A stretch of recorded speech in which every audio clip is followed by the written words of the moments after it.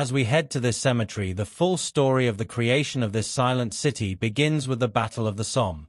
Beaumont Hamel was attacked and reached on the 1st of July 1916, but it could not be held.